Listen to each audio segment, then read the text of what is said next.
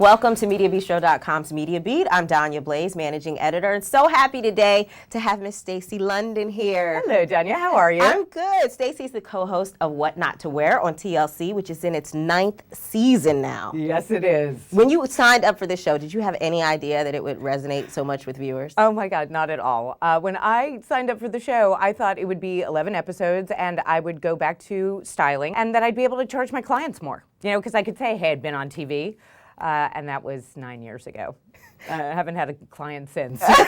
So in all 9 years, who would you say is your most memorable guest or the one makeover that you just are proud of or never forgot or just... Oh God, there are quite a few. I mean, there was Belinda in season 2 who had hair down to her tush and we cut it all off and she cried. She said it was like losing a limb.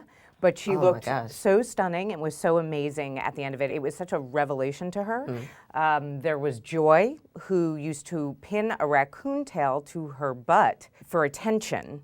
And we taught her how to dress, and she wound up looking like Faye Dunaway and Bonnie and Clyde. Amazing.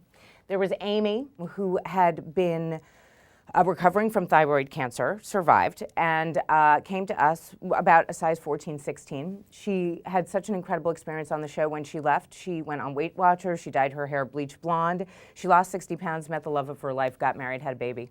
Wow, all because of you and Clint. I like to, yeah, I take some responsibility. I mean, the fact is that, you know, one of the things we say about the show is you get as much out of it as you put into it, and those women did. They sort of let go of their old ideas about themselves, let go of their self-consciousness or their insecurities, and allowed the process to work. And that's why the show, I think, succeeds, because it's not just about the clothes, it's about the psychology behind them. Can you give us some behind-the-scenes scoop? Was there ever like a total shutdown or somebody agreed and then said... Well, it was never behind the scenes. I mean, Clinton walked off set once and in a huff, he was very angry with one contributor, but we caught it all on camera. So, you know, behind the scenes is more like, okay, hurry up and wait. Okay, we shot that one scene, now we're waiting to change the lights. It's. I gotta say, after 9 years, it pretty much is clockwork. You know, we've got a staff and a team that really know what they're doing. Clinton and I do spend a lot of time behind the scenes with the contributors in terms of, that's what we call them, victims.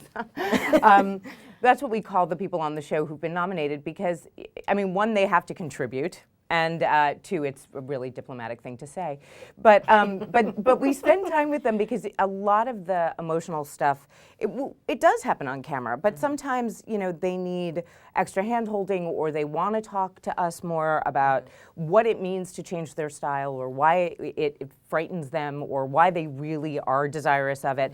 And, you know, so we pal around. And you and Clinton have such great chemistry. It seems like, at least as a viewer, that you guys get along so well. How did you work on the chemistry, or did you have to? No, we didn't work on the chemistry at all. I mean, we're so tired of that word. Well, 8 years of hearing it actually, but no, we had it from the start.